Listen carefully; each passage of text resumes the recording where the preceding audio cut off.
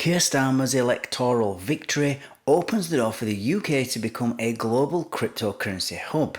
And while this vision promises innovation, it also brings challenges, particularly around privacy and tax implications for crypto users. Balancing regulation and growth will be essential for success. Today's episode is sponsored by Cake Wallet, where you can send, receive, and even exchange your crypto right from within the wallet. Cake Wallet is open source and non-custodial, so you control your own private keys. Available today on iOS, macOS, Android, and Linux. And StealthEX, a privacy-centric crypto exchange which enables you to make crypto-to-crypto exchanges anonymously. Hi everybody, and welcome again to another episode of Enter Crypto with me, Chris Kenyon. Now in today's video we're going to be talking about Labour and how they could and should, in my opinion, be trying to position the UK as this global crypto hub. We heard Rishi Sunak talk about the UK being a global crypto hub, or London being a crypto hub, many times. It never came to fruition, so hopefully Labour will be able to get this carried out. It remains to be seen, but nevertheless, we're going to do a bit of speculating after the article. We're just going to quickly read through this article that I found. It's on the financialmirror.com, and then we'll comment after. So, having secured a landslide victory as expected in last week's election, Labour's Keir Starmer has a unique opportunity to reshape the UK's financial landscape by positioning it as a global cryptocurrency hub. This is according to the CEO of a leading financial advisory and fintech. Today, Starmer's stance on crypto remains somewhat nebulous, said Nigel Green of deVere Group, after the Labour Party ended the Conservatives' 14-year reign. That said, Labour's Rachel Reeves, the new Chancellor of the Exchequer, has shown openness to the tech sector, while MP Tulip Siddiq, formerly the Shadow Economic Secretary to the Treasury, has boldly stated that Labour would transform the UK into a global centre for tokenised assets if victorious.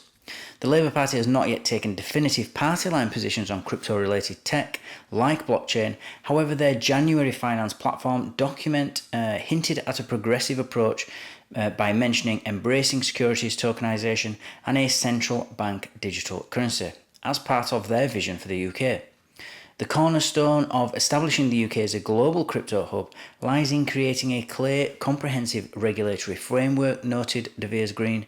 A well-defined regulatory environment will provide clarity and security to businesses and investors, and by working closely with industry leaders and stakeholders, a Labour government can ensure that regulations are balanced, fostering innovation while safeguarding the financial system. This approach would make the UK an attractive destination for crypto companies looking for a stable and supportive regulatory climate. And now, I really think if we're going to be serious, or if the government's going to be serious, which is now Labour obviously, about this whole global crypto hub, because I've been thinking about this for a while. We've had Rishi Sunak say it for, I think it's been more over a year, or maybe even 2 years, where he's been saying that he wants London and the UK to be this global crypto hub, and we've now, we're now hoping that Labour will turn us into this crypto. Is it going to happen? We don't know. Obviously, nobody knows. But if it was me, I would be doing, or I would be setting up a kind of strategic economic zone for London when it comes to crypto, or even the UK, where we kind of create this special economic zone. We see it in other parts of the world for other things, and with favourable regulations for, let's say, crypto businesses that could be beneficial. And these zones would actually be the hubs of innovation, because this would attract global talent, and it would foster a conducive environment for crypto-related enterprises and businesses and firms to thrive. Now, this isn't the only way. There's lots of ways you could do it, but this is one way, and it doesn't have to be forever. It just needs to be, we can do it for the next 10 years, just so we get ahead of everybody else. We want to start thinking about how we can be attractive to crypto firms and crypto companies around the world, so that they want to come to us. And they're only going to do that if we give them a better deal than everywhere else. The UK needs to be competitive.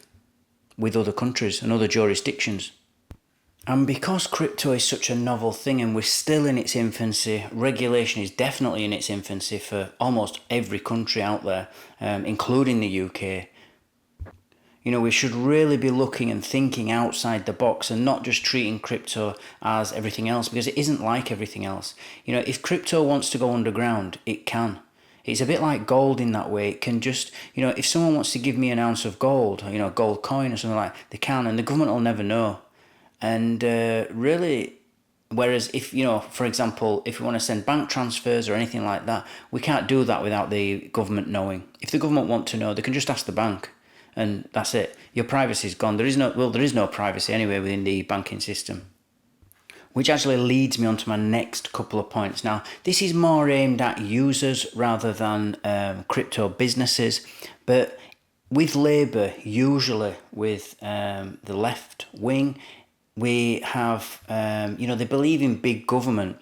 And so over-regulation or, increased regulation is always a worry of mine, because as the UK aims to become this global cryptocurrency hub, if they go along with this idea, it will likely implement stringent KYC rules and AML rules, know your customer and anti-money laundering regulations, which affect every user. We have to fill out, if we want to buy crypto or sell crypto, we're going to have to fill out documentation. We already do for a lot of it. And I've even noticed Coinbase actually asking me where I'm sending my crypto. Am I sending it to me, to myself? Am I sending it to another person? Am I sending it to a friend? And that's a crypto transaction. That's just to get my crypto off the exchange. Now, they're not asking for any proof at the moment. I could just put, I'm sending it to Joe Blogs. But, it's another change that's just seemed to have popped up. And it's not going to be long before they're going to require me to prove that is. And then I can only withdraw to that particular crypto address. I'm sure this is all coming. Now the government is going to say, and they do say, that these measures are designed to prevent illicit activities such as money laundering, fraud, terrorism, terrorist financing. But they actually require everybody to do this. And I have never financed terrorists. I've never been involved in any sort of fraud or money laundering or anything like that, or any financial, illicit activity. But I'm still filling out these documents. And so, there's no reason for me to do that. I have no history whatsoever and, sort of negative history or criminal history. And yet I have to fill out all these forms. That's really unfair. So I actually end up with a loss of anonymity as far as, getting into crypto and getting out of crypto. Of course, once I'm in crypto, it's a different story. But with, these tighter regulations, the anonymity that has attracted many people like me and many users who think that privacy is a human right, that's attracted them to crypto, it will be significantly reduced because of any over-regulation. And any user that prefers privacy or is concerned about their financial data as well, being exposed or misused, will probably, as I do, find the any sort of over-regulations invasive. And there's lots of reasons why we shouldn't trust the government with things like this, with our data, because there's data security risks as they get more and more of our personal data being collected, or companies collecting it as well, because the companies are doing the dirty work for the governments. The governments are just picking out which information they want from the from the exchanges that you've had to give your information over to. There's increased risk of data breaches because, as we all know, these centralized databases, they hold all our sensitive information, which obviously is going to be a target for hackers. And if any of that data or all of that data gets compromised, it'll lead to identity theft, financial loss for a lot of us, and other privacy, infringements for users. And just them being able to surveil and track us is bad enough as well. It can also, think about how it can go when with this amount of information for a government is so dangerous, for us. It's great for them, it's a picnic for them, it makes their life easy.